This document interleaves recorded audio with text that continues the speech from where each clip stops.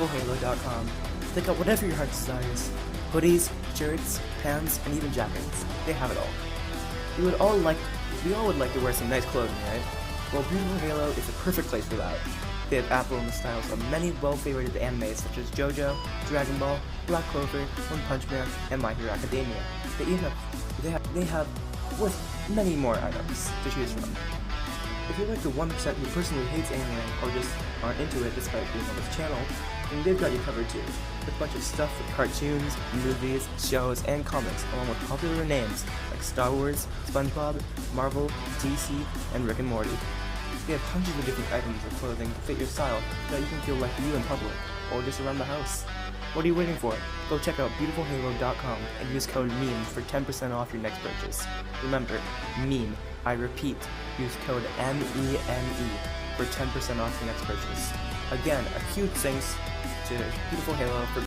Hey, what is up mortals, it's Patrick here, and before we get into today's video, there's a few things I'd like to say. Firstly, thank you Beautiful Halo for sponsoring this video. Secondly, a quick thank you to our supporters on Patreon. Full list will be at the end of the video. If you'd like to support us and our content, please go over there and check it out.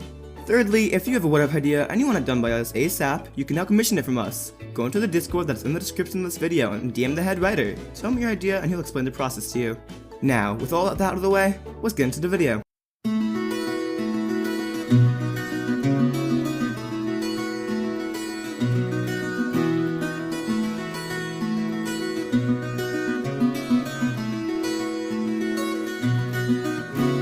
Okay, so this what if is going to need some explaining.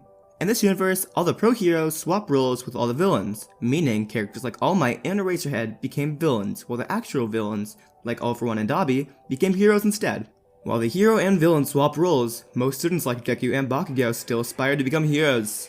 Notice how I say most, I'll get back to that much later. To start our story off, we need to begin at the very start of All For One's journey of becoming a hero.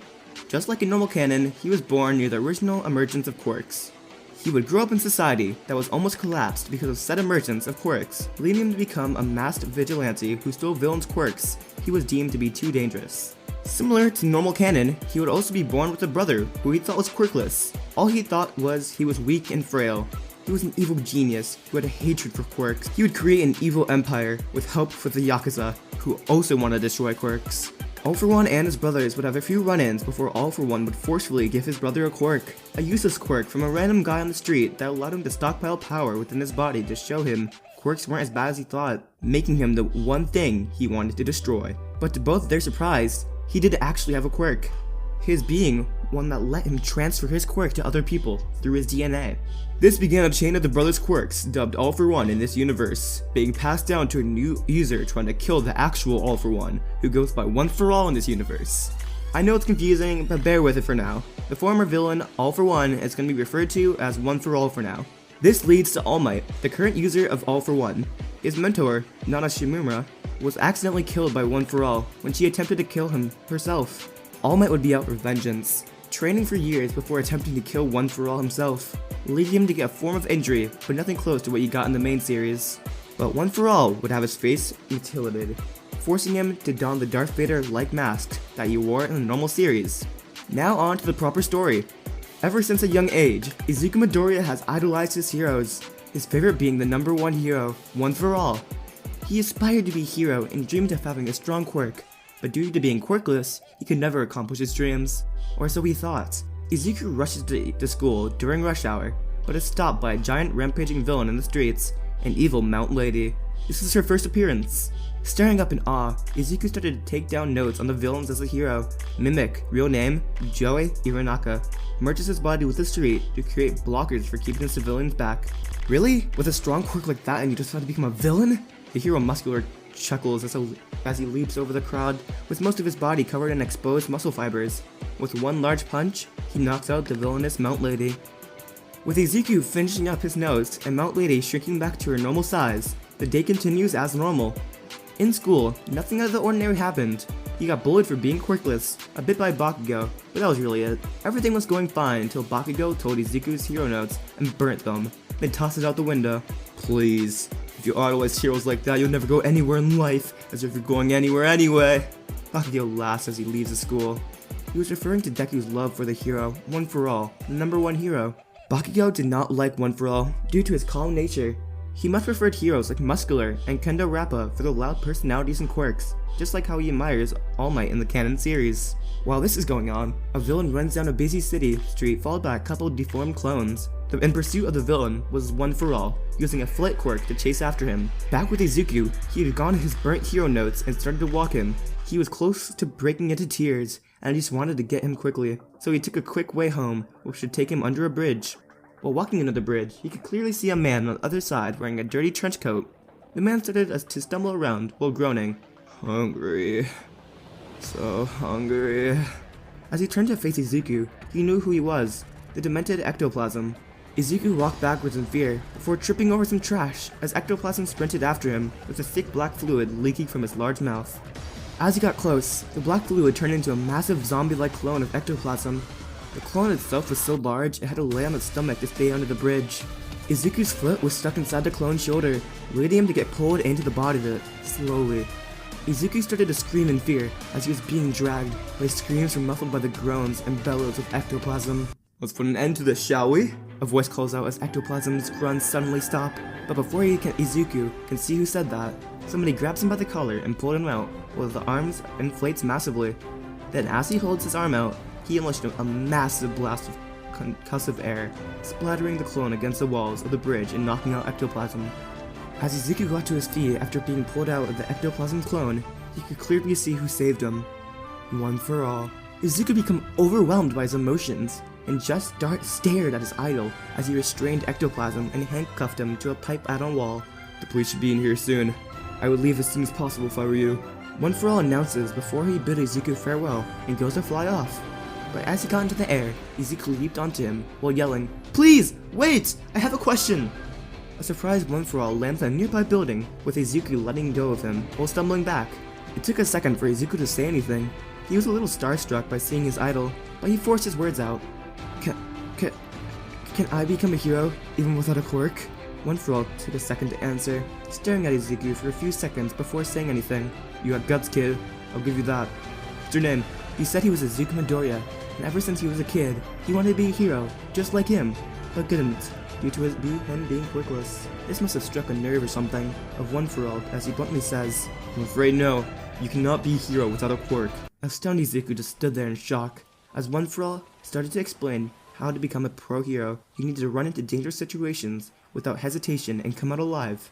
Something someone quirkless just would not be able to do. Izuku started to zone off. His dreams were just crushed by his idol, and he couldn't take it. Then, before he knew it, One For All had flown away. As this was going on, Bakugo and his friends were walking under the same bridge that ectoplasm attacked Izuku under. At first, they thought that cuffed ectoplasm was just some random hobo. They were planning just to walk past him and act like he didn't exist, but as they got close to ectoplasm, he lunged. Even though he was handcuffed to the wall, Bakugo did not know that, and fired an explosion at him, the blast breaking him free from the handcuffs unknowingly. Ectoplasm started to laugh maniacally, while he stood up and began to ooze black liquid from his mouth. Izuku got down from the building and was walking home depressed. He was barely holding back his tears. But as he was walking, he heard a massive roaring coming from a few blocks away from him. Being the curious person he was, Izuku went to investigate. When he got to the origin of the roar, he saw a massive ectoplasm clone standing tall with Bakugo partly inside his leg, just like how Izuku was inside his shoulder. Also in this clone was a real ectoplasm, merged to the shoulder of the clone. The areas around the villain was demolished, and everything else was on fire, stopping the hero Muscular and his sidekicks from getting close. The hero Mimic tried to merge with the ground to clear the debris from the area, but couldn't due to Bakugo letting off powerful explosions trying to get out of the massive ectoplasm clone. With no hero actually helping Bakugo, something overcame Izuku, and forced him to run, and to help without hesitation. As he ran in, Muscular tried to stop him, but he was stopped by falling debris from the rampaging ectoplasm. Ectoplasm did not notice Izuku at first, until he got close and attempted to pull Bakugo out of the clone, but Izuku was nowhere near strong enough to pull him out. One For All watches from afar, hesitating to help. He had a secret only a select few people knew, something we will touch on later, but it was making him think if he should try to help. But seeing Izuku rush in to help Bakugo made him think, if someone like him didn't hesitate to help, why should he? As Izuku continued to try to pull Bakugo out of ectoplasm, but noticed to begin to lift his foot and step on Izuku. ectoplasm got inches away from stepping on Izuku before One For All lands behind him and holds up the foot. My apologies, young Midoriya. It seems I can't even live up to my own standards. One For All chuckles as he saves Izuku. Then he uses his 2-arm quirk to transform one of his arms into a large drill and drill it into the leg of the ectoplasm clone, destroying the leg and setting Bakugo free. As the ectoplasm clone fell on its back, One For All told Izuku and Bakugo to get back. This was going to be a big one. Then he held his arm out, and as it started to inflate with black energy shooting off it, then he unleashed a massive air cannon blast that was concentrated into a single point, tearing through the middle of the clone and sending the real ectoplasm flying through the streets behind them, but minimizing the damage to the surrounding area. The next few parts would play out similarly like in the normal show. One For All would raise his arm in victory, while everyone watches in shock. While on his way home, Izuku would be more amazed than impressed. He was shocked that One For All would apologize for something like that. Did he hesitate or something? He wouldn't get much time to think about it before One For All jumps out of the corner while saying, "Ah, young Midoriya, I've come with a proposition." In shock, Izuku jumps back and almost falls over before asking what he meant. One For All explained how he was impressed how Izuku went in to save Bakugo without hesitation, unlike himself. Then he explained how he could give Izuku a quirk. Confused, Izuku wanted to know what he meant by give him a quirk. Something like that was impossible. "Do you know what my quirk is?" One For All rhetorically asked Izuku. As Izuku starts to think, only a couple people actually knew his real quirk. One For All had shown many different quirks, from his air cannon to his 2-arm quirks, sparking massive debates on what it could be online. Being the fanboy he was, Izuku just had to ask what it could be. One For All explained his quirk, the same as his name, let him give and take quirks from people. After events that happened a long time ago, he vowed to never take another quirk. That didn't stop him from giving one to Izuku. But there was also a major downside to his quirk. His body just cannot handle the use of so many quirks at once. Most of his moves, like air cannon, are just a combination of multiple different quirks, meaning they strain his body a lot. That's why he hesitated to save Bakugo. He fought ectoplasm a lot before the bridge fight, already putting a lot of strain on his body. After taking all of that in, Izuku accepts One For All's offer without hesitation. One For All asks Izuku to meet him at a beach close by to where they first met early in the morning. When Izuku got there, he saw One For All staring at the polluted beach with a strange guy standing next to him. The guy was wearing a black baggy hoodie with the hood and was also staring out at the beach. Young Midoriya, good to see you can make it." One For All greets him as he quickly notices Izuku while turning to face him. The guy also turned to face Izuku. He managed to be around Izuku's age and had jet black hair. "Hi, I'm Izuku Midoriya," Izuku tried to say as he went to shake the other boy's hands, but the boy quickly jumped back with a scared look on his face. "This is Shigaraki. His decay quirk does not let him touch a person with his full hands.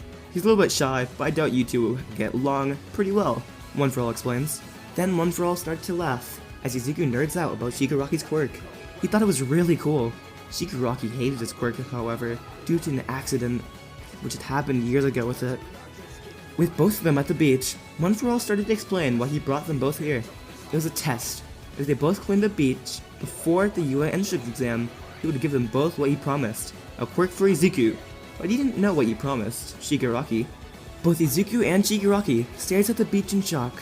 The task they were given wasn't going to be easy, and they only had 10 months to do it.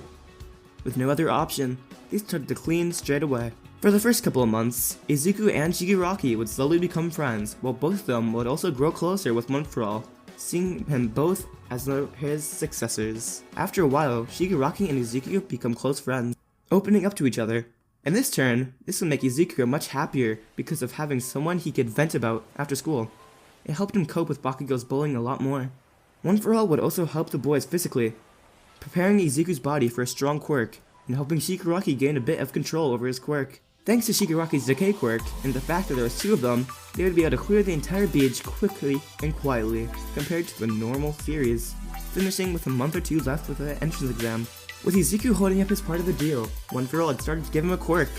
So a couple of days after they finished cleaning the beach and started proper training, One For All pulls Izuku aside and says, "Alright, young Midoriya, I think it's time. I hold up my end of my bargain." While excitement rushing through him, Izuku started to list out all the quirks that he wanted.